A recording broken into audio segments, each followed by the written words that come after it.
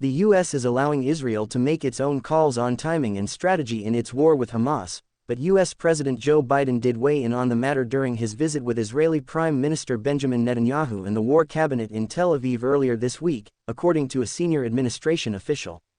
He asked some hard questions about what was being planned and what the effects would be, the official told CNN, adding, "We're not directing the Israelis, the timeline is theirs, they're thinking, they're planning." The White House late Friday sought to clarify a brief comment made by Biden after he was asked by a reporter whether Israel should delay a ground invasion in Gaza until more hostages can get out.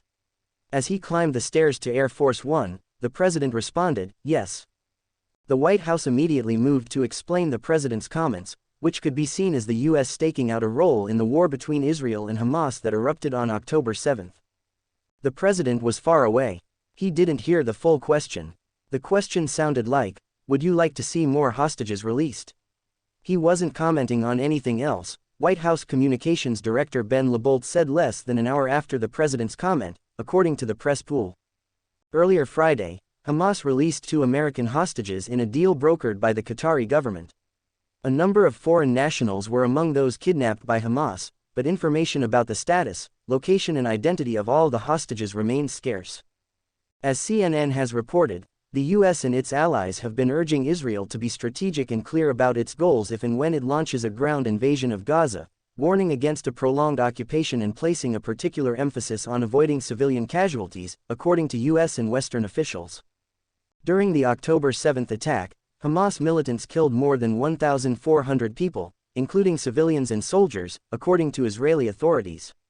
It was the most deadly attack by militants in Israel's 75-year history and revealed a staggering intelligence failure by the country's security forces. Israel has since responded by enacting a blockade on Gaza and launching a barrage of airstrikes into the Palestinian enclave, sparking a humanitarian crisis. Israeli airstrikes in Gaza have killed more than 4,100 people, according to the Palestinian Health Ministry. Biden suggested earlier Friday that Hamas' attack on Israel was in part to derail U.S.-backed efforts to normalize Israel-Saudi relations. "One of the reasons Hamas moved on Israel, they knew that I was about to sit down with the Saudis," Biden told supporters at a campaign fundraiser in Washington, according to a pool report. "Guess what? The Saudis wanted to recognize Israel," Biden said at the event, which was hosted at the home of a Democratic National Committee official in Washington. The president added that the Saudis were about to recognize Israel. The president has maintained in recent weeks that the effort to normalize relations between Israel and Saudi Arabia is still alive.